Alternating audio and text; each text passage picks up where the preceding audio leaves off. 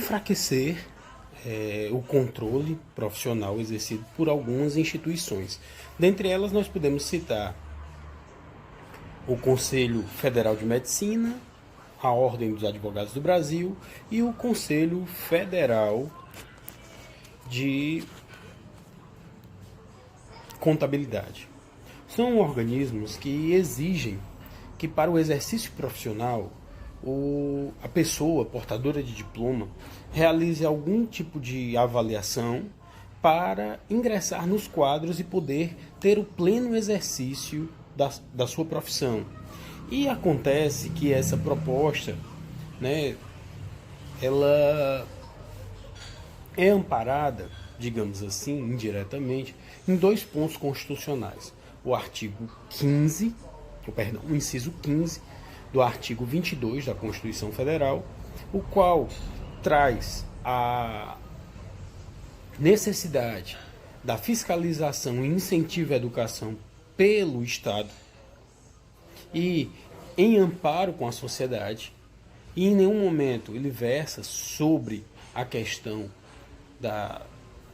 dos órgãos federais, que eu citei, os conselhos federais profissionais, e por fim o artigo 225, que traz no seu bojo a mesma coisa, que não é possível que uma pessoa não possa exercer a sua profissão, haja vista que ela tenha um diploma profissional e que esse diploma seja reconhecido. Isso eu estou traduzindo para a linguagem coloquial, porque na linguagem formal alguns teriam um pouco mais de dificuldade. Pois bem, há 11 anos atrás, o então deputado pelo Rio de Janeiro, pelo Partido Progressista, o senhor Jair Bolsonaro, propôs o fim da obrigatoriedade do exame da ordem. O exame da ordem é um exame popularmente conhecido, pois é ele que distribui a carteirinha profissional, é ele que permite a você, que é formado em direito, exercer efetivamente o direito.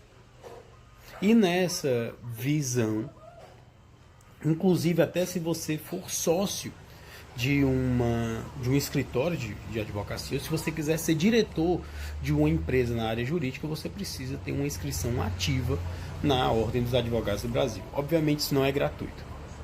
Todos os anos você vai ter que pagar uma taxa que é um pouco elevada, né? Ela supera os R$1.000, e você tem que pagar para poder exercer sua profissão.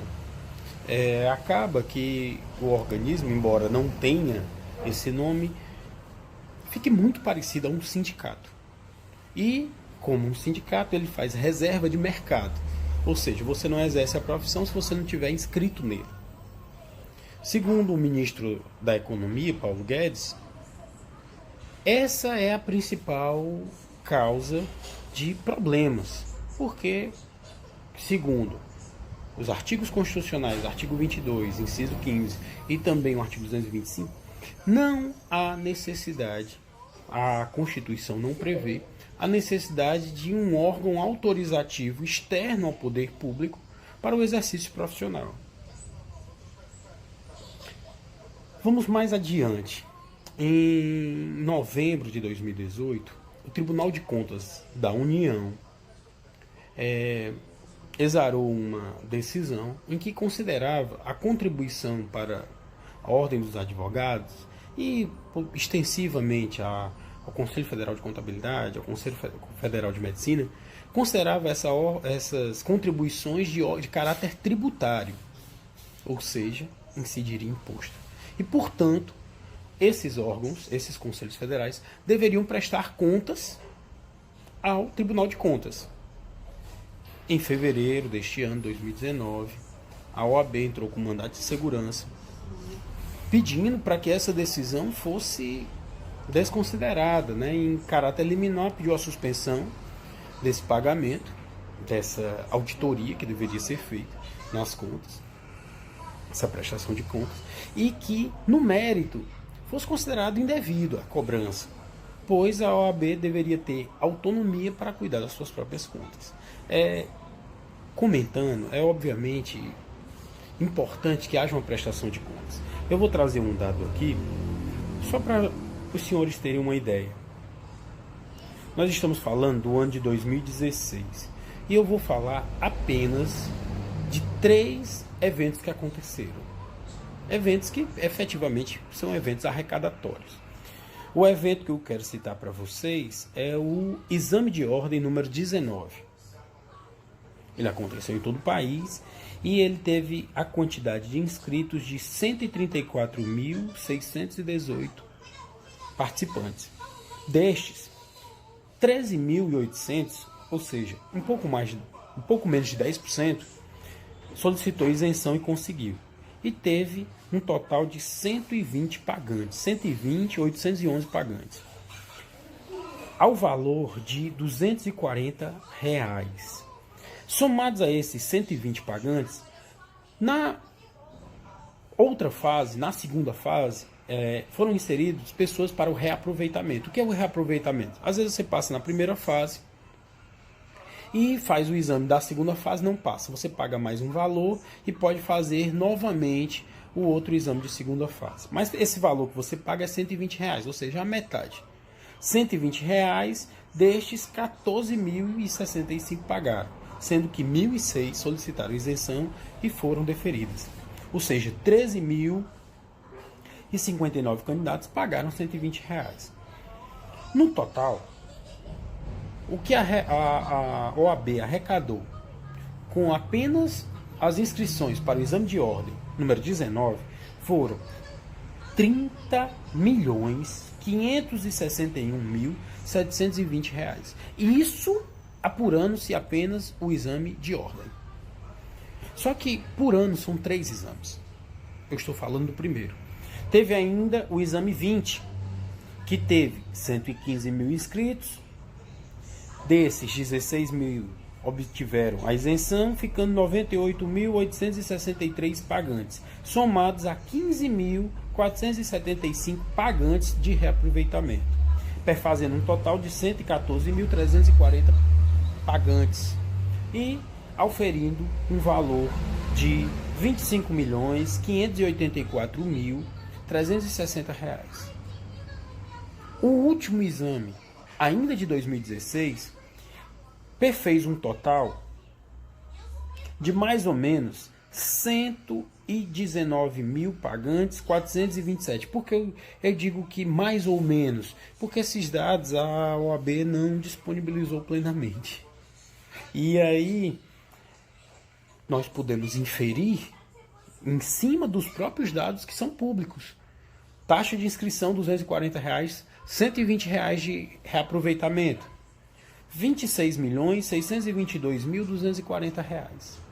Somando-se 30 milhões do primeiro exame, mais 25 milhões do segundo, mais 26 milhões do terceiro exame, todos em 2016, nós vamos chegar a uma conta de 71 milhões de pessoas. Só que ainda tem os milhares, e aí nós vamos auferir um total de 72 milhões de pessoas. Um número superior a 72 milhões, de reais auferidos apenas em 3 exames realizados pela Ordem dos Advogados em 2016. Nós estamos em 2019. Efetivamente, muitos recursos são conseguidos pelo exame de ordem.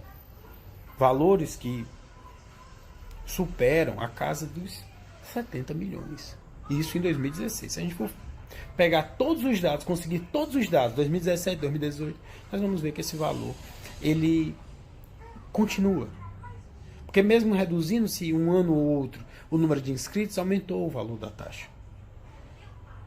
E isso nos faz pensar que o depoimento do senhor Paulo Guedes, que diz o seguinte: nos últimos anos, a questão envolvendo a natureza jurídica dos conselhos profissionais repercutiu dentro da administração pública, tendo surgido na jurisprudência entendimentos díspares, ou seja, entendimentos conflitantes, alguns contrários ao entendimento defendido pelo Ministério da Economia, classificando os conselhos profissionais na categoria de autarquias pertencentes à administração pública.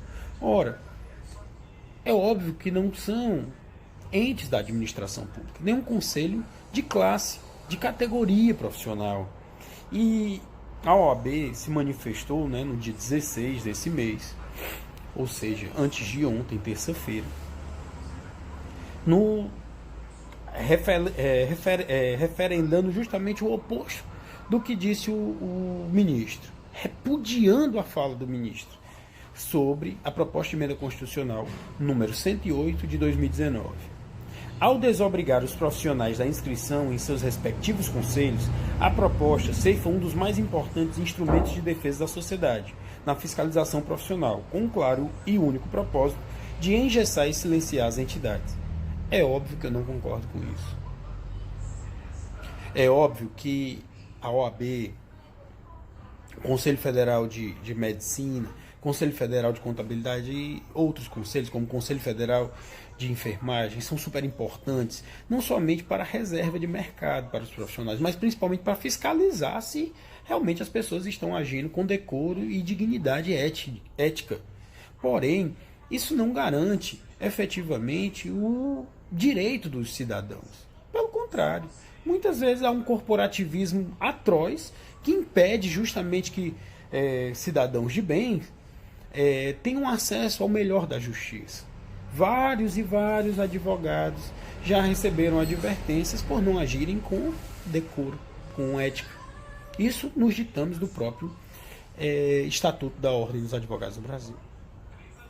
Aqui no Ceará nós temos o exemplo atual de um prefeito de uma cidade do interior do estado, Uruburetama, em que o prefeito foi surpreendido com filmagens denunciadas pelo Fantástico aqui no domingo passado, revelando, domingo no caso, dia 14, revelando que o mesmo abusava de suas pacientes. E qual foi a medida do Conselho Regional de Medicina do Estado? Suspendeu suas atividades por 6 meses. Ruim, né? Bem ruim. E aí muitas pessoas têm falado que o senhor presidente Bolsonaro já tinha esse interesse em acabar com o Conselho de Ordem, os Conselhos Federais Profissionais, né? Na verdade, ele tem uma proposta de lei número 2.426 do ano de 2007, em que ele solicitava que fosse extinto o exame de ordem, como eu disse aos senhores, baseado no artigo 22, inciso 15 da Constituição Federal e do artigo 205 também da Constituição Federal.